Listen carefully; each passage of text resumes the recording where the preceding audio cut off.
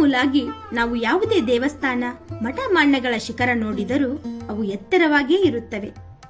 ಮೇಲ್ನೋಟಕ್ಕೆ ಇದು ಸಾಮಾನ್ಯ ಅನಿಸಿದರೂ ಆ ಶಿಖರಗಳ ಎತ್ತರದ ಹಿಂದೆ ಹಲವಾರು ಕಾರಣಗಳಿವೆ. ಆ ಬಗ್ಗೆ ಸ್ವಲ್ಪ ತಿಳಿಯೋಣ ಬನ್ನಿ.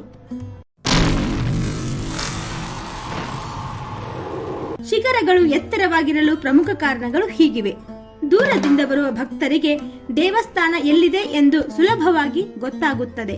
ಹಲವು ಕಾರಣಗಳಿಂದಾಗಿ ದೇವಸ್ಥಾನದ ಒಳಗೆ ಬರಲಾಗದ ಮಹಿಳೆಯರು, ವೃದ್ಧರು, ಮಕ್ಕಳು ಶಿಖರಕ್ಕೆ ನಮಸ್ಕರಿಸಿದರೆ ಸಾಕು ಎಂಬ ಉದ್ದೇಶ ಕೂಡ ಇದರ ಹಿಂದಿದೆ. ಹಿಂದೂ ಧರ್ಮದ ನಂಬಿಕೆಗಳ ಪ್ರಕಾರ ದೇವಸ್ಥಾನದ ಶಿಖರಕ್ಕೆ ನಮಸ್ಕರಿಸಿದರೂ ದೇವರ ದರ್ಶನ ಮಾಡಿದಷ್ಟೇ ಪುಣ್ಯ ಪ್ರಾಪ್ತಿಯಾಗುತ್ತದೆ. ಎತ್ತರದ ಶಿಖರವು ಭೂಮಿ ಮತ್ತು ಆಕಾಶವನ್ನು ಸಂಪರ್ಕಿಸುವ ಸಂಕೇತವಾಗಿದೆ. ವಾಸ್ತುಶಿಲ್ಪದ ಪ್ರಕಾರ ಎತ್ತರದ ಶಿಖರಗಳು ಆಕಾಶದಿಂದ ಧನಾತ್ಮಕ ಶಕ್ತಿಯನ್ನು, ಅಂದರೆ ಕಾಸ್ಮಿಕ್ ಎನರ್ಜಿಯನ್ನು ಹೀರಿಕೊಂಡು ಗರ್ಭಗುಡಿಯಲ್ಲಿರುವ ವಿಗ್ರಹದ ಮೇಲೆ ಕೇಂದ್ರೀಕರಿಸುತ್ತವೆ. ಗರ್ಭಗುಡಿಯು ಮಂದಿರದ ಅತ್ಯಂತ ಪವಿತ್ರ ಭಾಗವಾಗಿದ್ದು, ಅದರ ಮೇಲೆ ಭವ್ಯವಾದ ಶಿಖರವನ್ನು ನಿರ್ಮಿಸುವ ಮೂಲಕ ಆ ಜಾಗದ ಪ್ರಾಮುಖ್ಯತೆಯನ್ನು ಹೆಚ್ಚಿಸಲಾಗುತ್ತದೆ. ಶಿಖರ ವಿನ್ಯಾಸವು ಮಂದಿರದ ಒಳಗೆ ನಡೆಯುವ ಮಂತ್ರಘೋಷಗಳು ಮತ್ತು ಘಂಟಾನಾದಗಳು ಪ್ರತಿಧ್ವನಿಸಿ ಭಕ್ತರಲ್ಲಿ ಏಕಾಗ್ರತೆ ಮೂಡಿಸಲು ಸಹಾಯ ಮಾಡುತ್ತವೆ.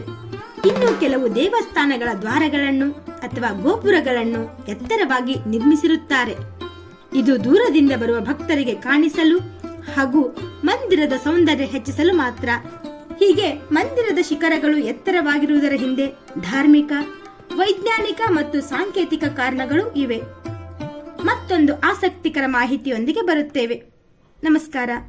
ಚಿಕ್ಕ ಚೊಕ್ಕ ಮಾಹಿತಿಗಾಗಿ ನಮ್ಮ ಚಾನೆಲ್ ಸಬ್ಸ್ಕ್ರೈಬ್ ಮಾಡಿ.